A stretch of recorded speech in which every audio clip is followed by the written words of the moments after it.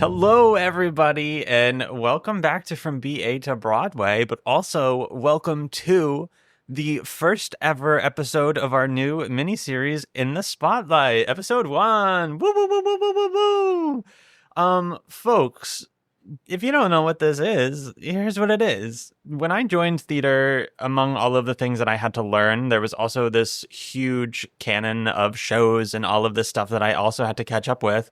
And I would say I'm still not even caught up. So to help keep everyone in the loop, including myself, I have enlisted the help of self-proclaimed? No, I proclaimed musical theater historian, Mr. Danny Saulle. Danny, what's going on? Hey, what's up? Danny, for the first episode, you got to do all this stuff. So who are you and what do you do? I am Danny Saulle. I am currently your roommate. So it was true. a good trip through the living room to get here. I am an actor. I have a BFA in drama from Tisch. Studied musical theater. Was a cringy theater kid my whole life. Spent my whole life watching bootlegs and reading books. And I am a as you say, a self-proclaimed theater historian. There's no one more qualified to be here than you for the sheer convenience of the commute. But nonetheless, folks, today we're going to be talking about a little ditty called Gypsy. You might have heard of it. I, on the other hand, know nothing about it. This is a crazy. I have never seen it. I haven't really listened to all of it. But I've been told that it's what started it all as far as Danny is concerned. It is the greatest musical of all time. Okay, let's dive into it. Who do we care about in this show? Who's right. it by? Let's talk about Gypsy first. Yeah. So Gypsy, music by Jules Stein, lyrics by Stephen Sondheim, and book by Arthur Lawrence. Wow. Fun fact: Stephen Sondheim, who was relatively unknown at the time, was asked to write both the score and the lyrics. Mm-hmm. But Ethel Merman, who the show was written for, did not want to take a chance on a new person. So she said, no, Jules Stein is going to write the music and that guy can write the lyrics. And so Sondheim said, no, I'm not going to do the project. I only write both music and lyrics. And then his mentor, Oscar Hammerstein of Rodgers and Hammerstein fame, told him, that's ridiculous. You're new. You need to do this project. Yeah. You need to write for Ethel Merman. And that is why Sondheim is involved. And that is also why it is not a Sondheim score. Interesting. So it's a show that kind of falls in that weird category where it's is it Sondheim? It's similar to West Side Story. Is it Sondheim? Is it not? Not really, but for sure. It's kind of considered Sondheim. I would say I would associate it in my brain with Sondheim. Yeah, it's associated with him. He's always had opinions, but yeah. And then everyone ate their words. And so the musical is loosely based on the 1957 memoirs of famous striptease artist Gypsy Rose Lee. And so Gypsy is a real person? Yes. Oh my God. Yes. It is obviously the original title was Gypsy, a musical fable. So it is a huge dramatization. Understand. But it is based on a real family. Gypsy Rose Lee was a really famous burlesque dancer. Gotcha. And the musical focuses on her mother, Rose. And so in the family, there was Rose. There was the character of Louise, who Gypsy is based off of, and the younger sister, June, who is based off of her real-life sister, June Havoc. Okay. And so the musical follows Rose as she raises her two daughters and pushes them to stardom as vaudeville performers in the early 1920s. Okay. And it kind of is the original characterization of this monster stage mom. The stage mom. Where all of her efforts are focused on June, because June is the cute, talented one, and she eternally has to say that she's 9 years old because that's what the act consists of. Okay. And they travel the country and they perform in all these different venues, and eventually she pushes too hard and June runs away because she's I want my own career, I want bodily autonomy, whatever. Yeah. And so then Rose focuses all of her efforts on Louise. And this is kind of the point in history where vaudeville is starting to die out. Yeah. And so it's kind of the rise of burlesque. And so Louise kind of finds a little success and niche as a burlesque dancer and becomes the infamous Gypsy Rose Lee, who is famous for her strip teases, and the whole big part of her act was she would talk to the audience and she would have commentary while she was doing a strip tease. Yeah. And so the show kind of ends with Rose looking around, realizing that like everybody from her life is gone. You know, she has their talent booking manager. His name is Herbie throughout the show. She's like his partner. He's left her. Her daughters have left her. And she kind of has this mental breakdown. It's a number called Rose's Turn, super famous. Mhm. And it's kind of like her realization of like, you know, she says the words, "I was born too late and started too soon," because all of this was done for her because she never got to be the star that she wanted her daughters to be. Gotcha. And so the musical, for obvious reasons, has kind of turned into this like vehicle for actresses in the musical theater of a certain age. Yeah. Which I think is just like lights for moths for gay guys in musical theater. Oh my God. We love it. Everybody has their rankings of Mama Roses. And also, fun fact, if you know Gypsy, everyone calls her Mama Rose. Mhm. That term is never really in the script. Oh. Like, they call her Mama and they call her Rose, and everyone just calls the character Mama Rose, just like in Okay. vernacular. And Arthur Lawrence hated that. 'Cause he was like, I Ooh. did not name the character Mama Rose. Her name is Rose. And that's kind of, I Well, feel like that's a little gist of Gypsy. yeah. Incredible. What is your ranking? I'll list it out chronologically right now. So the original Broadway production starred Ethel Merman in 1959. She was nominated for the Tony, but she lost to Mary Martin for The Ooh. Sound of Music. Okay. Then we had the 1974 revival with Angela Lansbury. She won the Tony. We had the 1989 revival starring Tyne Daly. She also won the Tony. We have the 2003 revival with Bernadette Peters. She was nominated but lost to Marissa Jarrett Winokur for Hairspray. Okay. We have our 2008 revival with Patti LuPone, who won the Tony. Mhm. And then we have our upcoming revival with Audra McDonald, which, as you know, I was on that virtual queue. I have my tickets. Of course you do.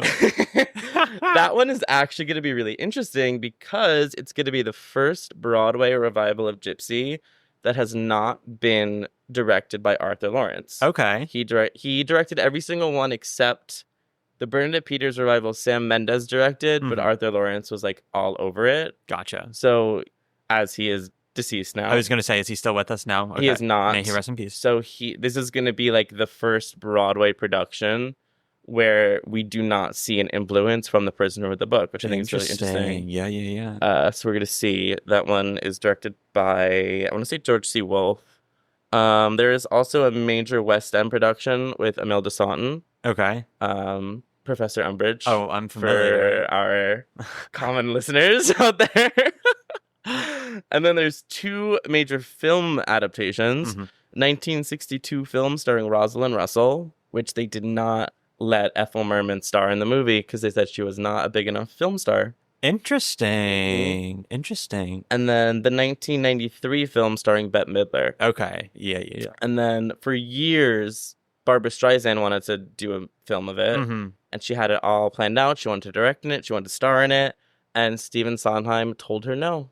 He said, you can star in it or you can direct it, but you cannot do both. Interesting. He's like, this is too big of a project. Yeah. And so it just stalled, and now she's, a bit too old for it. Yeah. Which is very interesting. Yeah. Damn. Yeah. Well, we love that. We love to hear it. What are our bops here? Like, what are the go-to, like, what are the songs of this musical? When someone says Gypsy, what are we thinking of? So there's like the major Rose songs. We have Some People. We have Everything's Coming Up Roses. We have Rose's Turn. Mm-hmm. Those are kind of her big ones that are spaced throughout the show. We have Let Me Entertain You, very famous tune, which you'd probably recognize. Yes. Even outside the context of the show. I would say those are probably like the biggest ones. Yeah. And then Rose's Turn is the one, I think it got popular recently on TikTok. Yes, it Because it got Glee-ified. It sure did. Oh my god. But honestly, where would we be without them? Did you watched Glee, right? Not even. You didn't Nope. watch Glee. I didn't. Oh, that's interesting. And I have to tell everyone I have the personality of someone who would be a major Glee. And the thing is, like, I feel like if you had watched it in the time when it was around, that would have been your whole personality. I know, and I don't know why. I don't Okay. think it was a conscious like boycotting of it. I think Yeah. I just like passed me by. Have you ever tried to watch it? Not even. No, I think we're gonna have to. I I think we're gonna should. have to try it. I'm like pretty famously bad at like watching series and stuff. Yeah, yeah. But I would be interested. I never watched Glee. I never watched Smash. Oh my God, we Which gotta watch. and everybody Smash. is shocked. Everybody is like, you are that personality. Like, Of what are you doing not course. watching these shows with these gay ass musicals? I'm Yeah. like, yeah, I know, I should be. Valid, duh. Okay, well, we're gonna get on that, I know, we gotta watch Glee. and I will watch Gypsy. Yes, you should. If you're gonna start, I would recommend. Well, there's bootlegs of everything. Yeah. I've seen every bootleg that there is to find.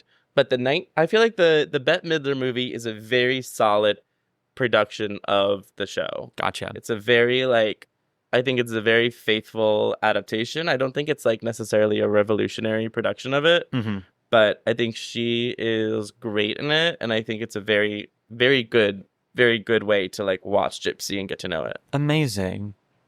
Yeah. I think we nailed it. Any other notes? Any other notes of comments of anything? Oh, I don't know. There's so much. I mean, go on YouTube. There is the infamous, you probably know about it. When Patti LuPone was doing the show, she was performing Rose's Turn. Mhm. Huge, end of the show. They always get standing ovations or whatever. And she saw someone filming in the audience. Mhm. She stopped the show, screamed at them, made the ushers take them out of the theater, and then restarted the number. Wasn't it that they Like an weren't filming icon. though? But later, Yeah. she found out they were a reporter who was hired to be there to take pictures of the show because it was like the end of their run or something. Okay. And I believe she was told and just forgot. So she was in the okay. moment. She saw someone with the camera and she flipped her lid. That's and there is an audio of it on YouTube. That's a little bit better because I thought I remembered someone saying that it was someone using like a translation device, and No, that Thank God. happened. That was a show recently. with That Patty happened. though, right? Was it Patty? I don't know if it was Patty. Yeah, I don't actually. want to spread misinformation, but regardless, yikes. I think it happened in a show in the last year or so. Well, now a lot of the theaters, like their translator services are an app that you download, and I'm like, this just feels like a bad idea. I know. I'm it's, like, it's very interesting, and I don't know what the solution is because I get that they're on the phone thing. Well, they have devices. Like the old school way is that there is a device that does it for them, but I guess it's not all languages. So I don't know. I mean, I went a couple of years ago. I went to a show with a friend who got one of the devices because she needed it. And as the show, like the lights are coming down because the show was starting, and she had the device that was given to her by the theater, and the usher like shined his flashlight on her, and then it wasn't like a big deal, but then she had to just be like, oh, it became like a moment, and I don't know. It's an interesting conversation. Yeah, we gotta figure that out. But anywho, let's call up the theaters and tell them we figured it out. Yeah, absolutely. Dear God. Because Audra would never stop the show. Audra would never, and she won't. She might. I don't know. That'd be kind of thrilling. I would love it. Do we think she's gonna win the Tony? Not knowing anything else that's happening? Next season's crazy. Yeah. This season was the season of new musicals. Next season, we're gonna have Audra. We're gonna have Sutton. I believe Kristen Chenoweth's coming in something. Megan Idina Hilty. Menzel is coming in something. Megan Hill. It's gonna be like the season of the divas. I don't know. I think she's got a chance. I mean, Audra McDonald and Gypsy. Of course. But also, Audra has 6 Tonys. I don't think she's gonna get another one unless it is you can't not. You know what I mean? Unless it's she needs this Tony for this performance. I don't think she's just gonna get one. I feel like this feels culturally iconic enough where it could. And I think so. I believe.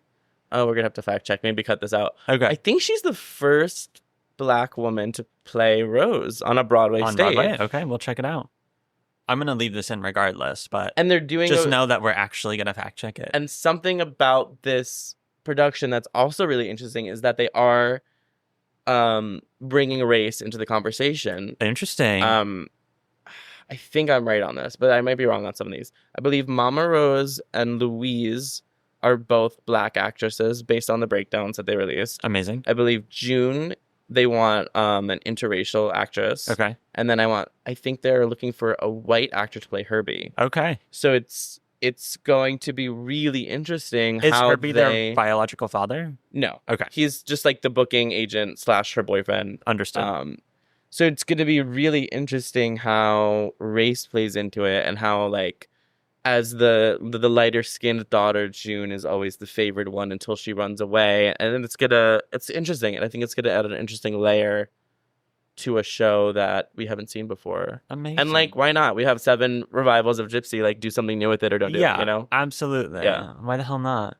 Yeah. Wow, what a time to be It's gonna be alive. exciting. In theater. I can't wait for them to release the rest of the cast. Oh my god. Oh my god. Is it cast fully? Do we know? I feel like probably not yet. I don't think so, because they recently released the breakdown. So I Okay. think they're probably currently auditioning. Yeah. But I mean, they've had, Laura Benanti won her Tony for Louise. Mm-hmm. I mean, in the Patti LuPone revival, it was Boyd Gaines, Patti LuPone, and Laura Benanti, and all 3 of them won the Tony that year. Who do you want to see? Who else do you want to see in the show? In this one, I've heard people say Brian Darcy James. I think he'd be a really interesting choice As Herbie? as Herbie. Okay. I know that like Keke Palmer has been brought up as Louise. Oh my god. Which I think would be kind of iconic. Of course. Holy shit. I She's don't got to know. get back to Broadway. She's got such a name though. Like, I don't know if you need a star. Like, Audra's the star. I don't know if you need someone like Yeah. as, a lot of people are also talking about, I mean, people are talking about Danae Benton. Yeah. Because I know they're mother and daughter on The Gilded Age. Exactly. as Yeah, you know. That'd be cute. Or people are talking about that actress from The Notebook. Oh. You know what I'm talking about? Yes, I don't know her She name. sings that song that went viral on TikTok. I still haven't seen that. I didn't see The Notebook either. I've also never seen the movie. I feel like I gotta see. I've never seen the movie. Okay, no, We should watch the I guess we movie. gotta watch that too. I've also Yeah. never seen Titanic, and I really want to see Titanic. Oh, we need to watch Titanic. Yeah. Yeah. Okay. Yeah. We gotta get this list going. Shit. Yeah. Okay. I would love a world. So there's also like 3 aging strippers in the show, like 3 like old burlesque dancers that come in Act 2, and I would love a world where they get like Patti LuPone, Bernadette Peters, and Tyne Daly. Oh my god. As like, I mean, they'd never, No, but like for sure. the older roses who like Yeah. did their time. Maybe just a cameo. Maybe just a That's cameo, that's right? their Wouldn't that be Gutenberg. fun? It's someone new every night. Wouldn't that be fun? Yeah. I'm Let's excited. make it happen. And yeah, I think it'll be a good time. I I'm think so, excited. too. I will be seated. Of course you will. December something. Amazing. Are Find you me going at Gypsy. opening? No. Okay. I was buying a ticket for my birthday on the day of my birthday, and then I was like, maybe I'm gonna want to like hang out with people on my actual birthday and not go see Gypsy alone. You're like, screw these people. So I got a ticket for like the week before. Yeah. Okay. So it'll be a good time. Good stuff. Yeah. Well, there you have it, folks. That is Gypsy. In terms of the future of this little mini series, folks, if you would like to hear us talk about any specific show, there is a way you can do that. And that is by becoming a principal tier member on Patreon. You can find us on patreon.com/BA to Broadway. And all of our principal tier patrons will be able to pick a show for us to talk about. So if you're itching to hear us talk about something, or if there's something that you don't know and you would like to hear other folks talk about, let us know. You can find us there. As always, folks, you can find us on most social media at BA2Broadway, and you can catch us here every Wednesday for In the Spotlight.